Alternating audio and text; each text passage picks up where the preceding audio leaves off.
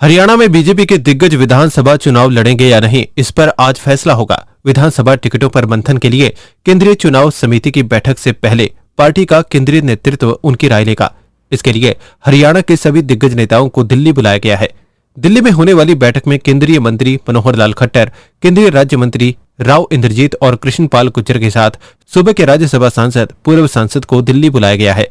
इस मीटिंग में प्रधानमंत्री नरेंद्र मोदी भी शामिल होंगे। उनके साथ लोकसभा चुनाव हार चुके डॉक्टर अरविंद शर्मा, मोहनलाल बडौली, डॉक्टर अशोक तंवर भी दिल्ली पहुंच गए हैं। लोकसभा टिकट काटने से अलग थलग हुई सुनीता दुग्गल भी दिल्ली में ही हैं।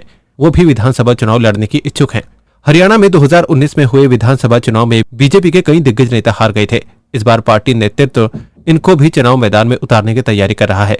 इनमें पूर्व मंत्री प्रोफेसर रामविलास शर्मा, ओम प्रकाश धनखड़, कैप्टन अभिमन्यु, राव नरबीर, विपुल गोयल, कृष्ण बेदी, कविता जैन और मनीष ग्रोवर का नाम शामिल है। इन दिग्गजों को पार्टी नेतृत्व ने उनकी परंपरागत विधानसभा सीटों से चुनाव लड़ने के संकेत दिए हैं। मुख्यमंत्री नायब सैनी सूबे की 2 विधानसभा सीटों से चुनाव लड़ सकते हैं। वैसे केंद्रीय नेतृत्व ने उनके लिए 3 सीटें आरक्षित की हैं। सीएम सैनी के लिए नारायणगढ़ करनाल की इन दोनों विधानसभा सीटों के अलावा लाडवा विधानसभा सीट भी सुरक्षित रखी गई है। इन तीनों सीटों की खास बात यह है कि ये सैनी बाहुल्य है। हरियाणा में बीजेपी 10 साल से सत्ता में काबिज है। इस कारण से पार्टी के खिलाफ एंटी इनकम्बेंसी है। इसको तोड़ने के लिए बीजेपी हर संभव प्रयास कर रही है। यहां तक कि लोकसभा चुनाव से पहले सीएम चेहरे में भी पार्टी बदलाव कर चुकी है। इसीलिए पार्टी ये प्लान कर रही है कि दिग्गजों के चेहरे पर दांव खेलना उनके लिए मुफीद रहेगा। हरियाणा बीजेपी में अभी बड़े चेहरों की कमी साफ दिखाई देती है। पार्टी के नेता भी इसको महसूस कर रहे हैं। मनोहर लाल खट्टर के बीजेपी चले जाने के बाद और अनिल विज के अंबाला कैंट तक में सीमित रहने से चुनाव में बड़े चेहरे नहीं दिखाई दे रहे हैं। ऐसे में पार्टी इन दिग्गजों को चुनाव मैदान में उतारकर ये कमी दूर करना चाहती है।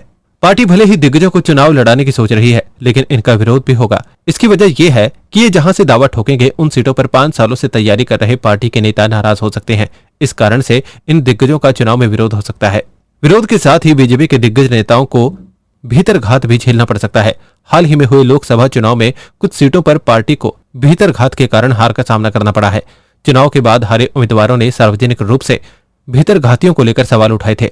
बडौली और रणजीत चौटाला ने तो इसकी रिपोर्ट हाईकमान को सौंपी थी, जिसके बाद पार्टी स्तर पर ऐसे कुछ भीतरघातियों के खिलाफ कार्रवाई भी की गई। अपने आसपास से जुड़े ऐसे ही अपडेट्स पाने के लिए देखते रहे अंबाला ब्रेकिंग न्यूज। हमें फेसबुक पर लाइक करें, यूट्यूब पर सब्सक्राइब करें और अपने एप्पल और एंड्रॉइड मोबाइल फोन के प्ले स्टोर से हमारी app Ambala breaking news download करें।